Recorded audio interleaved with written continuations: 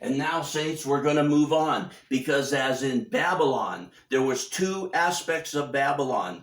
And when Babylon falls here in the very near future in this book, you're going to see it. There was two aspects of it, the religion and the government. And just like that here, as this power, as this authority has been turned over to Satan, he's taken both aspects of Babylon. He's taking that to himself, where he'll rule and reign. He'll be the authority over man. There'll be a government. There'll be a power, and it's trying to restore order. It's trying to do good. As it is put out, as people see, that's what they're going to think. That's what they're going to say. But there's also going to be the religious, the spiritual, the spirit of darkness, religious aspect of the kingdom of the beast too.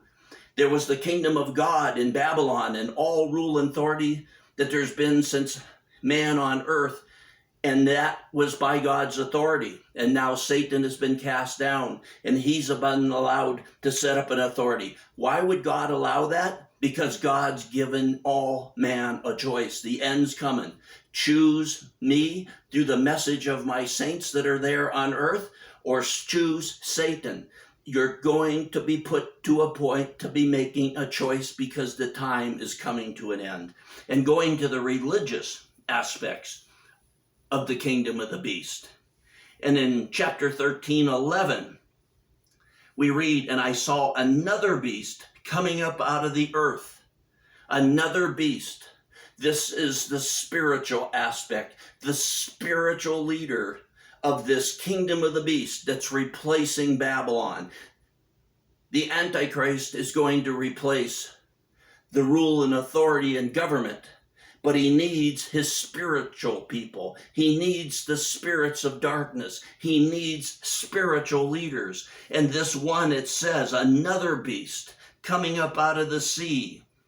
Coming up out of the earth. Out of the earth, we can only assume here, saints, since the earth has always been referring to Israel and the seed of the Gentiles, this king of the beast come out of the Gentiles, out of the sea. This spiritual leader, it says, is coming up out of the earth, coming up out of Israel. I believe this is going to be a religious Israeli Jewish leader. And he is going to come and work with the Antichrist. Why? You know why. Daniel's book. They've been setting up this temple. They've been preparing this temple.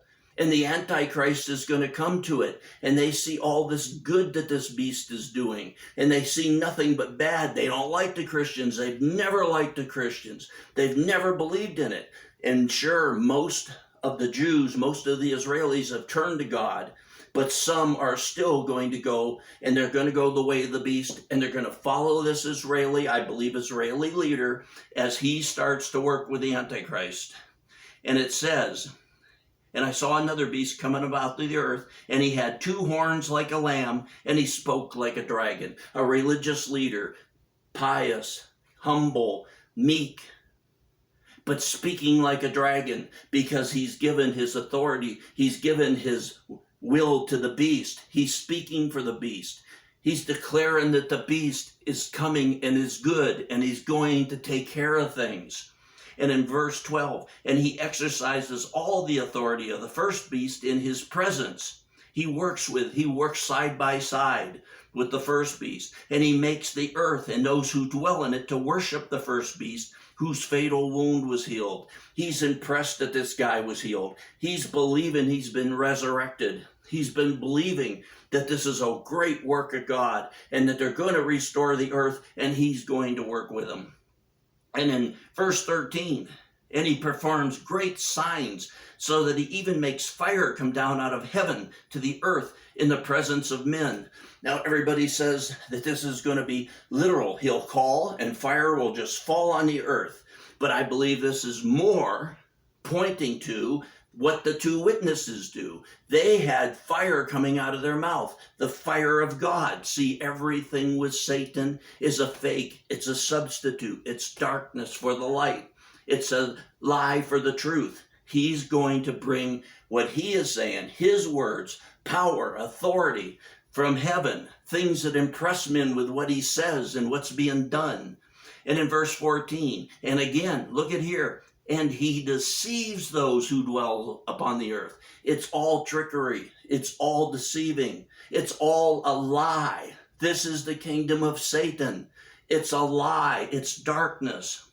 And he deceives those who dwell on the earth because of the signs which was given to him to perform in the presence of the beast. And what signs is he given? What is he doing? It says right next, telling those who dwell on the earth to make an image to the beast who had the wound of the sword and had come to life. I believe again here, it could be true. It doesn't make any difference if he was killed and resurrected. I don't believe it. It's all trickery here.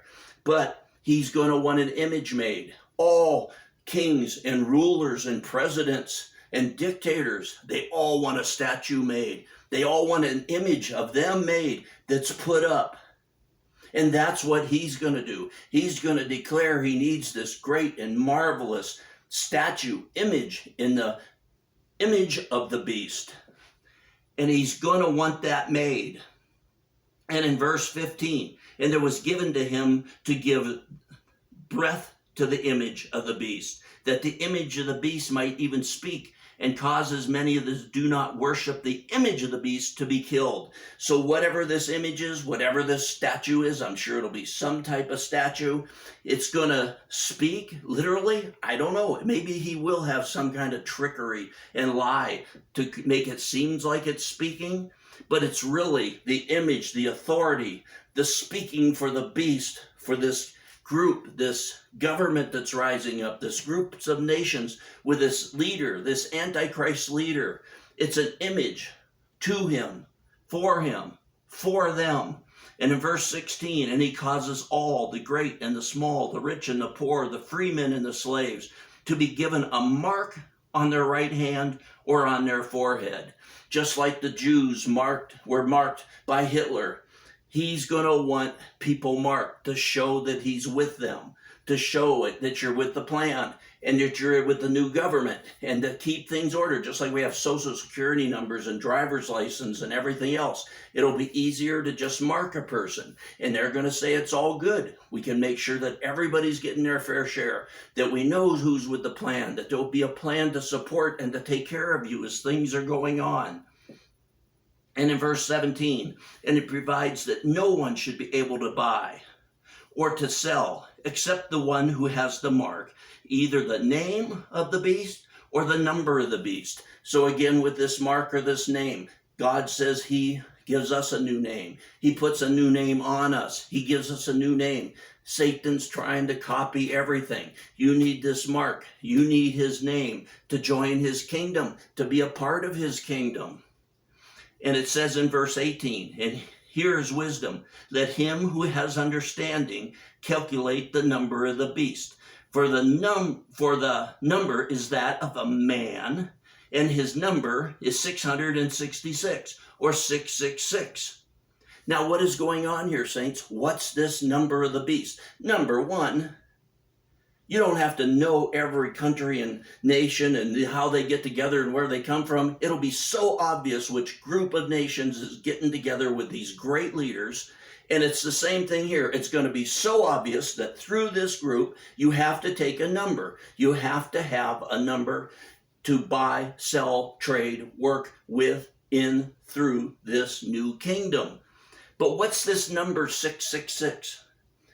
Saints, there's something that's hard for you to understand because it's never told to you. It's like a secret that the Son of God, his true name in Hebrew, in Israel, if you were back there in those days, his name was Yeshua. That was his Hebrew name. And you think, well, now you're saying some crazy stuff. The name is Jesus. No, his name, if you were back there, Jesus is not a Hebrew name. It's not a Middle Eastern name. It never was. His name was Yeshua. Don't go crazy on that. Google it. Look it up. It's very simple to find out, but it's never even whispered in the churches. It's never told to you. You would think that they would bring it up, use it part of the time, Anywhere you go, any country you go to, if you tell them your name and they will call you that name, no matter what their language is, much less if you're a king, you're a president, you're a governor, you're a ruler of some type, you're a rich businessman. You go to them countries, they don't use another name for you. They don't use some other translation that means the same thing. It would be so disrespectful. It would never be done. It's never done. But somehow the church has changed his name. First, they changed it, the Greeks did. And they changed it to their translation, but it meant the same thing, but it wasn't his name. After that, as Christianity was spreading more through and towards Europe and out of Europe, the Romans, they wanted their name. They wanted their God. See, the Greeks wanted their name and their God. They wanted him identified as their God. That's why they gave him that name. And it meant the same thing. And then the Romans, they changed it because they had their gods and they wanted their God. It meant the same thing. I'm not saying you're going to hell if you used it or knew it. I never heard about this until the book of Revelations, until the revelation. It was the first revelation I had, and it was amazing. And so now, what do you have, saints? Christ himself said he was the Son of Man, the Son of God. That's the Son of Man. That's the real one. The Greeks changed his name first. It meant the same thing, but it was changed. The Son of Man, they gave him a new name, the first 6. Then the Romans, they wanted their own God. They wanted him in their way, their language. So they changed it again. Same meaning, but a different translation. So they could have their way, their God. The second 6. Saints, here's something to learn, a new revelation. 666. The Antichrist is going to change his name again and give himself that name. He's going to say that he's that name. God is salvation. He's going to say, I'm saving the world. I'm saving you. Come to me. Believe in me. Worship me. 666. He's going to give a third name, a third translation to the name of the Son of God. We started with Yeshua, the Son of Man, the Son of God. And that was him, and that's it.